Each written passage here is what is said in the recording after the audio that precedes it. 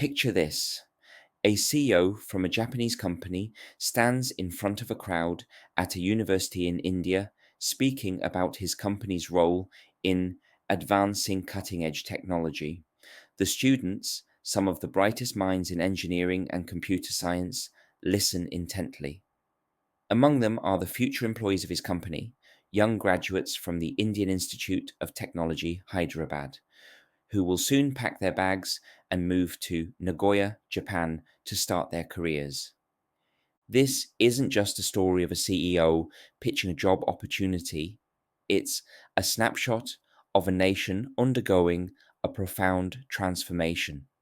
Japan, a country renowned for its technological prowess and cultural traditions, is now facing a monumental challenge, a severe labor shortage that threatens the very core of its economic stability. Let's step back for a moment. This isn't the first time Japan has faced such a crisis.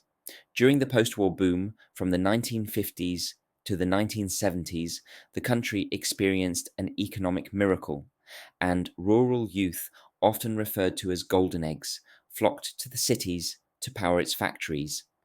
Then, during the bubble economy of the late 1980s and early 1990s, Japan looked beyond its borders, recruiting workers of Japanese ancestry from South America. Today, Japan finds itself in a third wave of labor shortages, but this time the stakes are higher. The working age population, those between 15 and 64, has plummeted by 15% since its peak in 1995. Projections show it could decline by another 18 million by 2050. This isn't a temporary hiccup, it's a structural shift. So, what's Japan doing about it? Companies like Takasago Electric are looking abroad, tapping into talent pools in countries like India, Vietnam, and Malaysia. Takasago's recent hires from the Indian Institute of Technology Hyderabad are a perfect example. These young professionals were drawn to the company not by promises of high salaries, because, let's face it, Japanese firms can't compete with Silicon Valley on that front, but by the chance to work on groundbreaking projects for clients like NASA. But hiring is just the beginning. Companies are also making extraordinary efforts to help foreign employees integrate into Japanese life.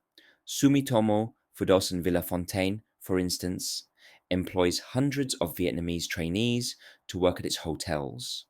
Beyond providing jobs, they offer cultural experiences, dormitory managers to assist with daily life, and even host video calls for workers to connect with their families back home. These initiatives show a commitment to creating a supportive environment for foreign workers, but they also highlight the lengths companies are going to in their bid to secure labor. Yet, this new wave of globalization isn't without its challenges. Adapting to Japanese corporate culture can be tough. Take the story of a Malaysian professional who joined a major Japanese trading house only to leave after 5 years. He found the constant rotation of employees across departments frustrating, as it clashed with his desire to specialize. He also noticed the lack of foreigners in leadership positions and felt an invisible ceiling blocking his progress. Stories like his reveal an underlying tension. Japan wants the talent, but is it ready to fully embrace the diverse perspectives and work styles these individuals bring? This brings us to a critical point. Japan's approach to foreign workers can't be merely transactional. It's not just about filling positions, it's about rethinking how work is done and who does it. Productivity in Japan lags behind countries like Germany, where a smaller, more efficient workforce generates the same level of economic value. Germany, with its openness to diverse ideas, provides a blueprint for how Japan could adapt. But as Professor Takashi Kumon from Asia University warns, expecting foreign workers to conform entirely to Japanese norms won't lead to innovation or growth. Companies must evolve, embracing the unique skills and perspectives that global talent can offer. Let's consider the broader implications. This isn't just about individual companies or even Japan's economy, it's about the country's identity and its place in a rapidly changing world.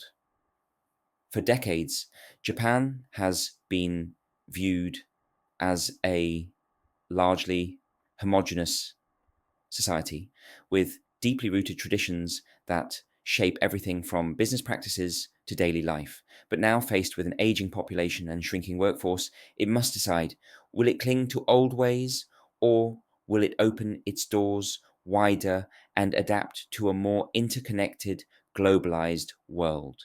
The stories of the Indian graduates at Takasago Electric, the Vietnamese trainees at Sumitomo's hotels, and the Malaysian professional who left a promising career all underscore the complexity of this transformation.